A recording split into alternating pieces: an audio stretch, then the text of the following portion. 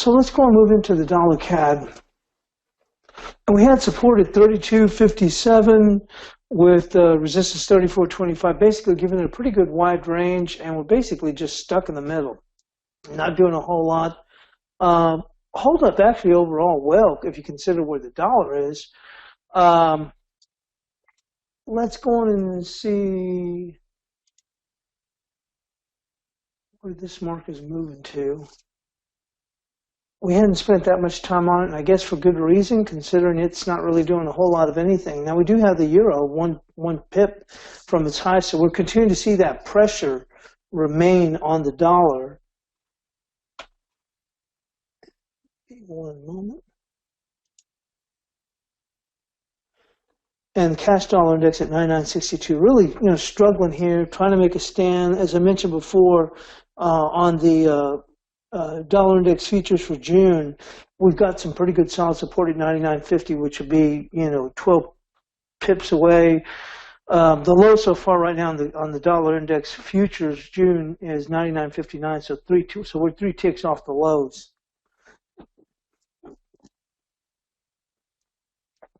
When it comes to this Canadian dollar, we're going to stick with that 32.57 for support. This market is doing a whole lot of nothing.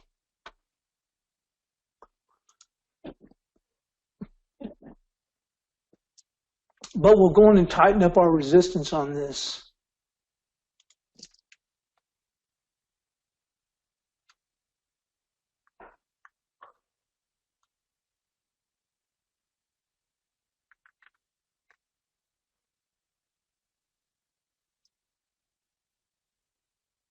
$33.89. So we'll move it to $33.89 on this resistance.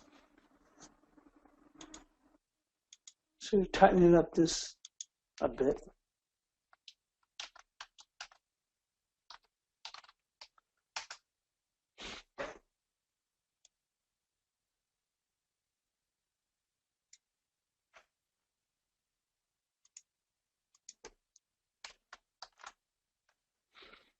And as I mentioned, we're just not really going anywhere with this Canadian dollar. We've even seen crude oil move, higher in the last 24 hours, but it just hasn't really impacted the Canadian dollar. We've seen the Canadian dollar strengthen a bit, but overall, if you consider where the dollar index is, this dollar CAD's holding up exceptionally well.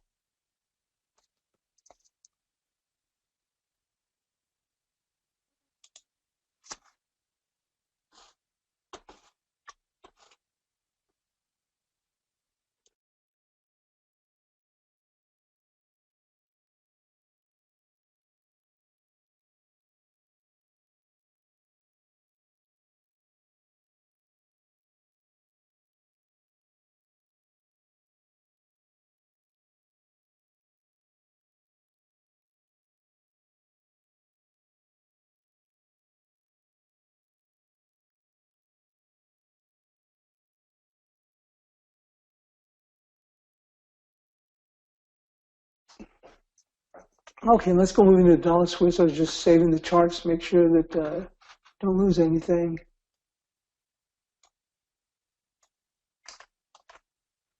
Euro's getting a little tired up here. Dollar index still not doing a whole lot. We'll take a quick look where we stand right here.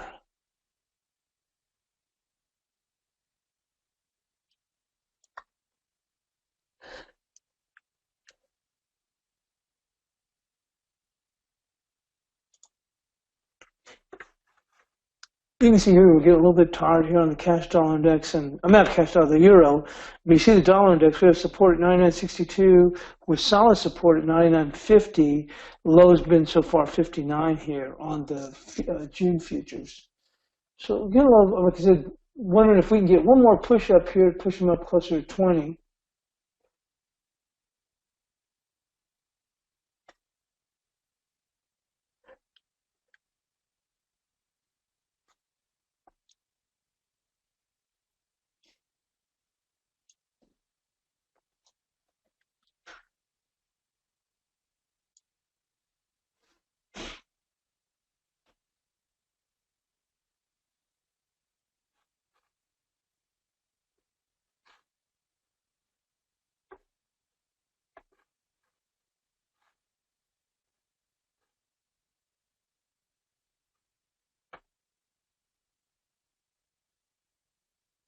And let's move into the dollar Swiss.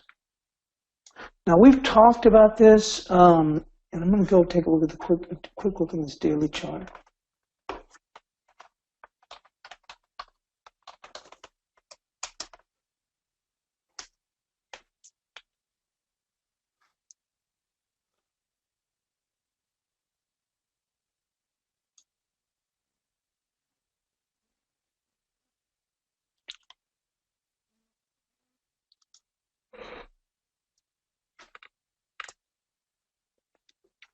Now you can see here the Swissy on this daily chart.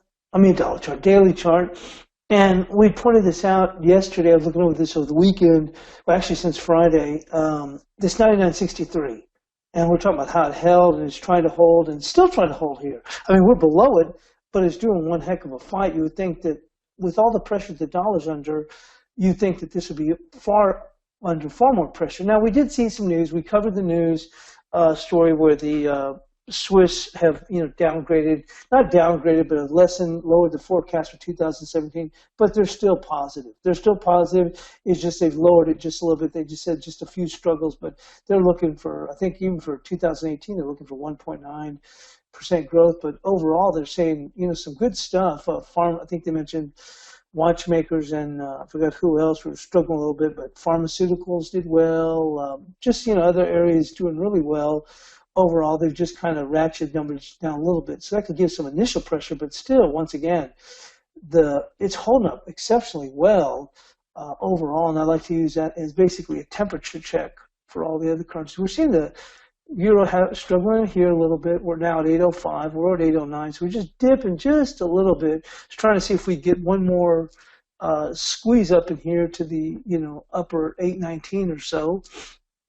Well, let's go on and get back into the 2-hour chart.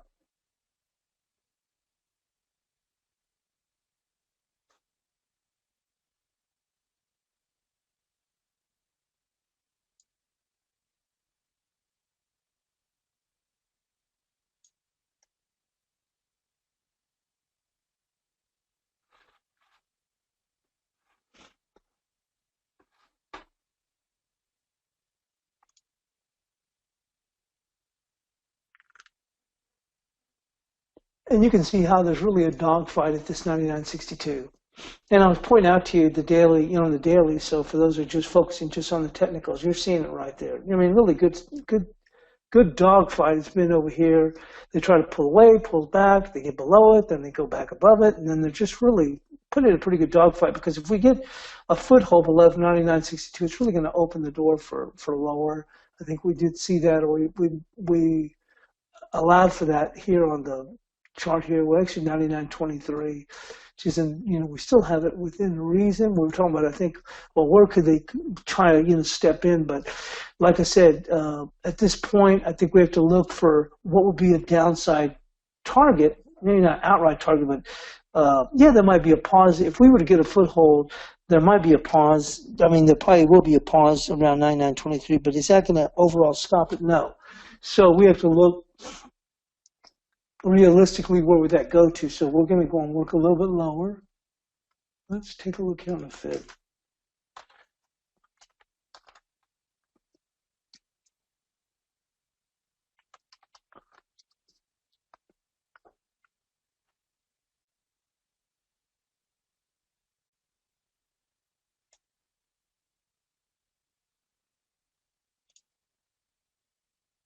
Actually comes in 99.26 on the 78%.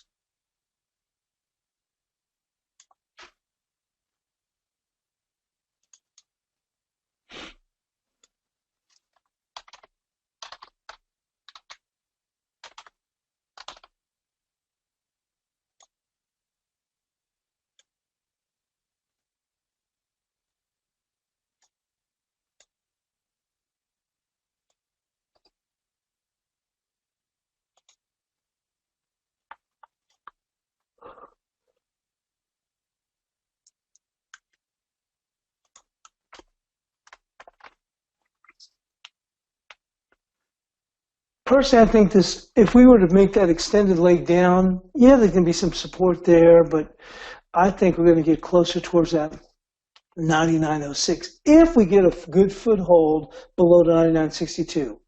I don't think so, but I'm saying is if we do. Now, like I said, we're trying to make a stand here with the dollar. Really good stand here. Now we have the euro at 802. So, and we talked about the significance of where the dollar index is on the June future. So let's go with 99.06. If we get a foothold below this 99.62, that's what you have to look at. On the upside, where do we stand?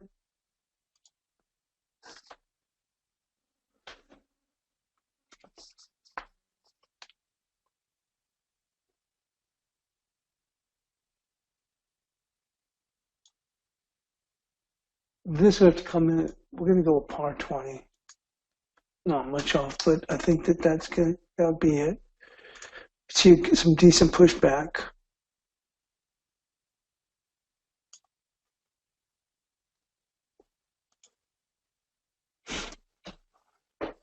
Right there. Doesn't mean it would stop it. Obviously, we got the market to get back above here. We'd probably push actually all the way up into par 54, but there'd be some pushback against this par 20. And that 99, this wouldn't, well, actually still going to be the 38% unless we take out this low here.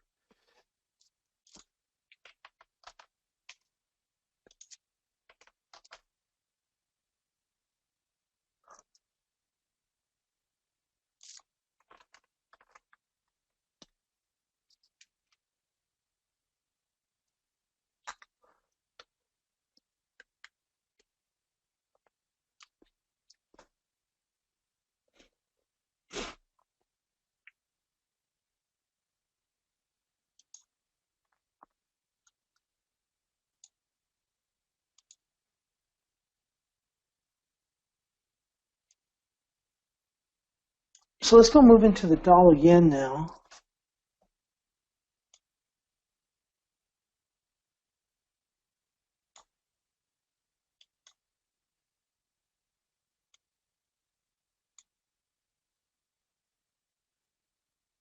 Now the dollar yen, we had 1173 and 1319. We talked about as the market rebounded here, as the interest rates started to move higher, or actually away from moving higher, and then as we rallied, we quickly ran out of gas.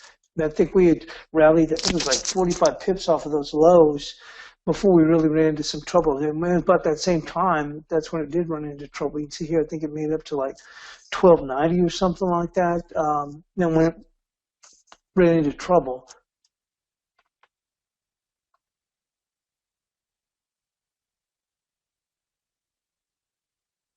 Top as high as 1287, but you can see here it's really had some problems.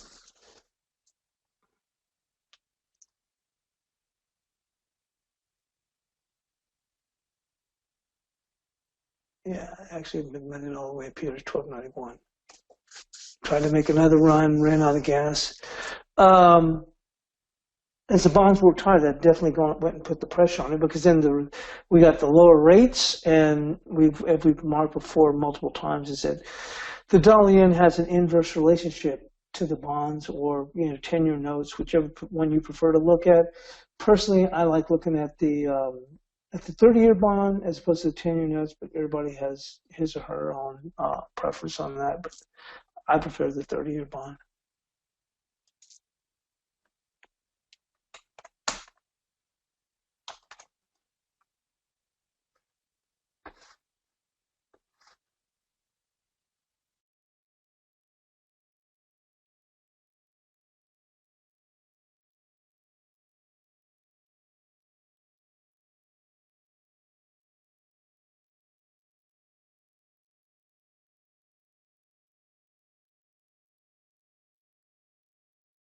So let's go and take a look at what we're saying. We talked about this confluence here, and the fibs here.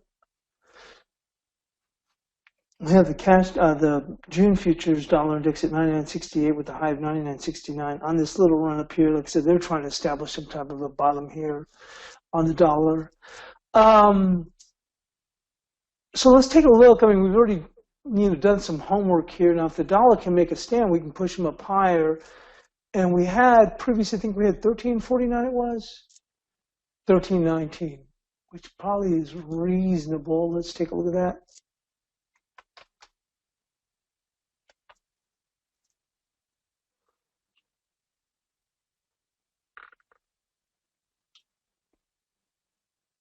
Yeah, we're going to go and keep that 13.19 because if we can put in a short-term bottom here, and they make a run and they get above the 12.91, the prior high on this little run down here, they'll obviously gun the stops. How long that lasts, we're going to have to wait. As I told you before, the next key move, and we mentioned that yesterday, the next key move in the dollar yen is going to be predicated on what happens in the 30-year bonds. We talked about yesterday how we thought that we could come down here, we could rally up. We mentioned the zone there. I said the area that I was looking at was 48.31 to 49.09. And we had a good supply zone between 48.31 to 49.16, but the 49.09 confluence with the 50% of the move of 45.25 to 52.06. And if you look at it, it was a nice little area for the market to run out of gas. And that was our resistance on the 30-year bond, which was 49.09. And that's where it came out.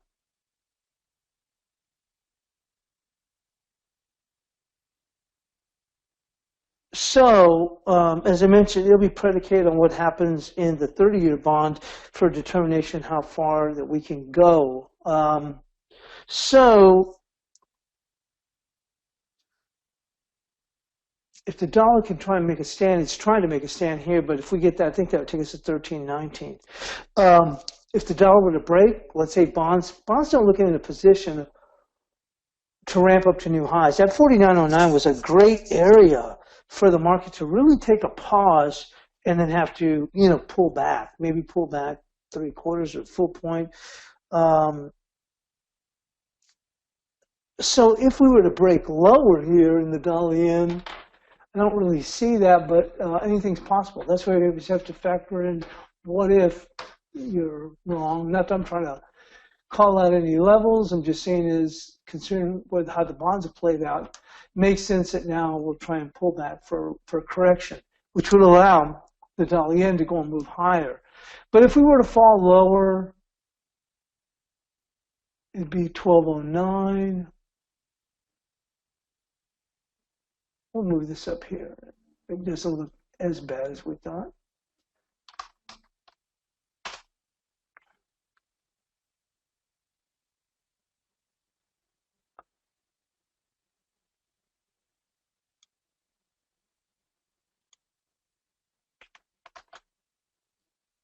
So that'd be down in here if we got to the 12.09 area here. I don't think it will come off when we mentioned this 11.73 right now because the reason we had bonds are at 48.20 on their lows, which is going to be supportive of the dollar. And actually we have the dollar index right now, June at 99.70. Yeah, because when we mentioned the 49.09 for the 30-year bonds up there, and but we had the upper part of that little supply zone to 49.16. So if we bolted even higher, yeah, then that would allow the dollar yen to go much lower. But right now we made it to that 49.09 yesterday in the U.S. session, later in the U.S. session, and we've since pulled off. It looks like we're now at 48.19 now. So it looks like that was a very good area to lay off those 30-year bonds, which should allow the dollar yen to work higher, and so it doesn't look like the bond's going to turn around and all of a sudden take off, which would open the door then for the dollar yen to have moved significantly lower, which would have been the 11.73 area. So right now, I think the worst case I'm kind of looking at right now then on the dollar yen would be that the area of 12, like I said, 12.09 there on the dollar yen. And if we can go higher, I don't think it's going to go and turn around and bolt like crazy. The prior high we looked at was shown there was 12.91. If we take out 12.91, yeah, we'll goose the stops. get above, the 113 area, but I think that people will be looking to lay off some of those longs. So a move up to 1319 is, it would be a good area for them to do just that on that. So as I said, when we look on here, tighter ranges, I mean, we got the 1319 here. And if we were to break lower, we've got the 1209. But right now, the dollar index, June futures at 99.71 with a high of 99.72. Euro dipped down to 7.98, which is a key area on the 30-minute. And now we're just kind of floundering around. We'll take just a quick look at that before we move on to break, just for some perspective.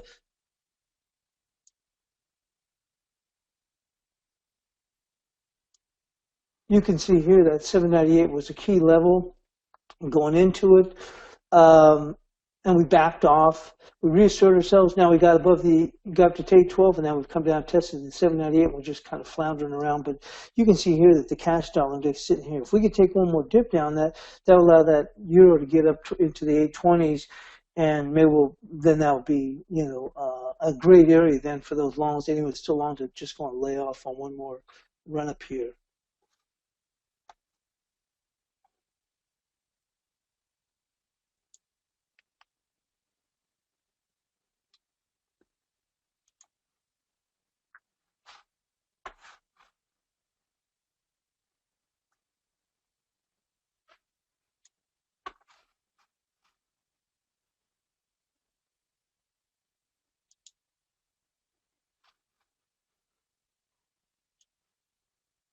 So that takes us to the dollar yen, and when we come back, we'll look at finish up the bias chart. Obviously, take a look at gold and the bonds, and we'll be back. Thanks for joining us here on the Morning Edge.